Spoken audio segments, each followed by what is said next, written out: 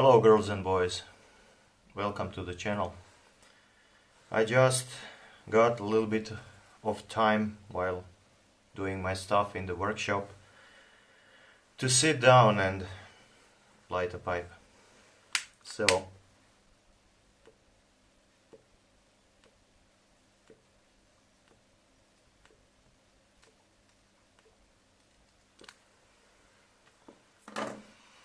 why not record a video too,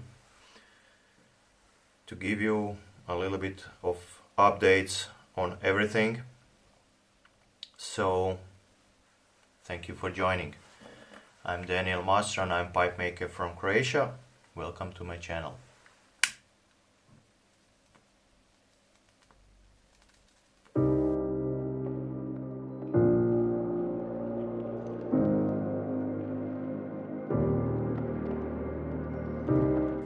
Update on the tobacco I'm smoking. It's opening night for Cornell and Deal. I think I will get some more of that tobacco.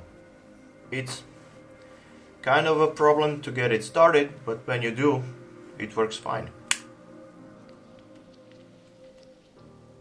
And it does taste really well. Anyway, soon there will be a video about briar, differences in briar grains, production of briar and stuff like that. A little bit about that, because I had a letter from a friend from Indonesia.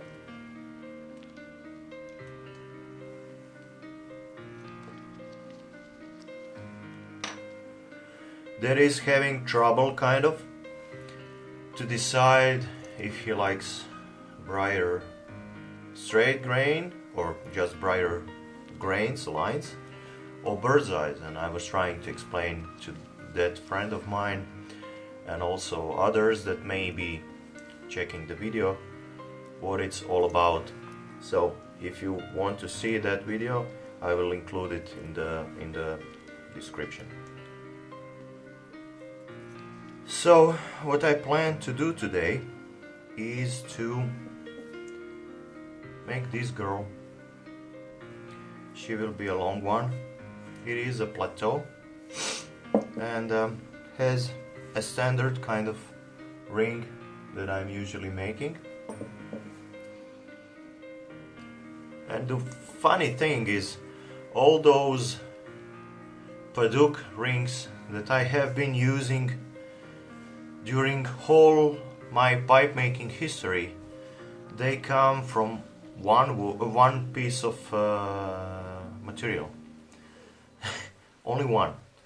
So I have some Paducah over there, but it's waiting until I use all the material from the first block that I actually got when I started making pipes. All of those rings with Paducah, they come actually from just one piece of material. And the story around that is something like 20 years ago, when I was playing with hi-fi equipment and high quality amplifiers and stuff like that, at least from my budget point. In that time I was also making tube amplifiers and stuff like that. I bought a piece of Paducah that was 52 millimeters wide and I think 2 meters long. It was a half of the material that a friend of mine and I bought locally from a wood dealer that was having exotic stuff. They don't have it anymore. But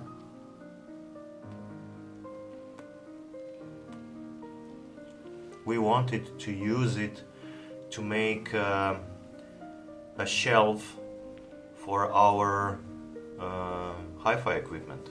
So we cut that in pieces and I got 2 meters of that material and he got 2 meters, and we made some shelves from it, and it was an insane material. It's hard as hell. Paducah is crazy stuff, but super nice looking.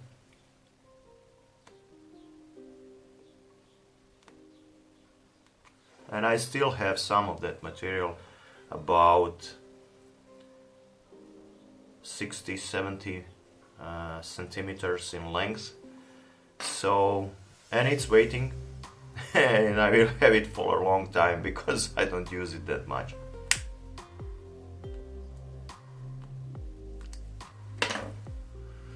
Yeah.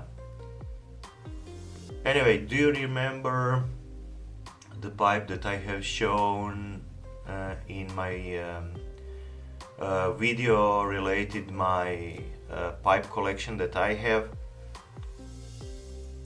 It's a Svedberg pipe that I bought after my trip to Germany. I will also put a link for that video in those cards that pop out here. So that Svedberg pipe that I got is made by, of course, was made by Svedberg Pipes, and it's a company that was opened by Tao, Ilsted and Jorgensen in Denmark, and I bought it after I got that information from Manuela when I was visiting her in her workshop together with Joao, and they were talking about Svedberg pipes, and I thought, okay, I should better check that out. And I found out actually that that pipe I bought on internet was for having for $25 plus shipping, so it was kind of a bargain if you compare who made that pipe, you know. So yeah, I bought that pipe, but the thing is,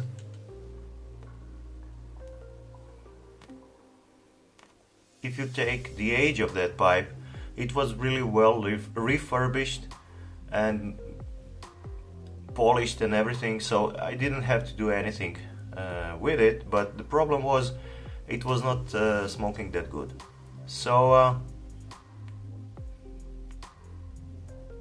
it was kind of in the background of my pipe collection. I didn't use it. I had it as a souvenir more or less, until I pulled it out the other day, and then I decided that I will do one thing that you should probably not do for an old pipe, but you know, I want to use it. I don't want to have my pipes in collection that I don't use actually. So I thought, okay, since the draw was not that great, probably due to age, probably because of the philosophy of that age when it was made, I decided to re-drill the hole, the draft channel.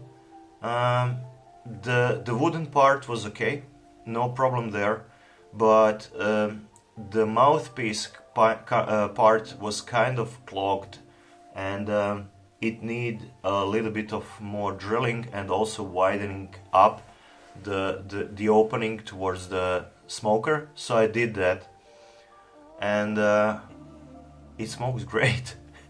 It smokes really good. The only downside of that pipe is that it's huge. It's a smoker that you can smoke for 2 hours, I think. It's really big. But it's now in my pouch, in my backpack. So I'm taking her around and I will smoke her. I will smoke her, that's for sure. It has a story around it and I like that. So it doesn't matter if I have to fill it up only half, but it's a good smoker. I love it. I smoked it yesterday. Perfect. When you think that you get an old briar for $25, it's nothing. So check Svedberg pipes. They are made, as I said, from Tao and Ilsted and Jorgensen, and yeah, they are good pipes. They are a piece of history. Yeah. When we talk about redoing some of my pipes, I also have this Decknor that is made with Missouri Meerschaum cobs. It's kind of it says custom cob, so it's designed by Decknor, and I was not happy with that pipe when I bought it. The stem was kind of sticking. You couldn't remove it, and I thought, okay, maybe it's glued. But the thing is, also the other day when I made that video about my pipe collection, I figured, okay, I should either break it or do something, because the stem was like this almost, you know. It was not like, geez. So I removed the stem by force. It was not glued, it was simply too tight. So I removed it and put some soap, dry soap, on the tenon, and now it's perfect. It's not a problem, but I'm talking too much. What I also wanted to do is to cut the pipe open, because I didn't like the draw. The draw was simply not enough for me.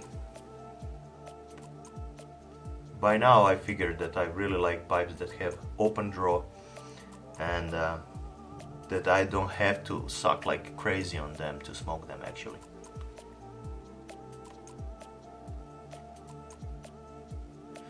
So I cut it open. I need to use files a little bit on the opening to make it smooth, and yeah, I think she will be a good smoker. The wood is, the cob actually is thick enough.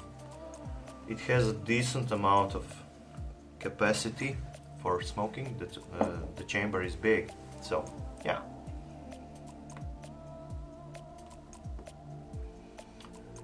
Oh yeah. It's really good to smoke inside when you can, because outside now it's crazy cold and it's not really comfortable to smoke anymore. And what I figured also with this little girl is that I really like the stem to be narrow as this one. It's really comfortable. So far I have been using 16 millimeters in width, and this one, it is 14. So I think that I will drop my width of the stems to 15 millimeters. I think it will be better, even more comfortable, especially for smaller pipes.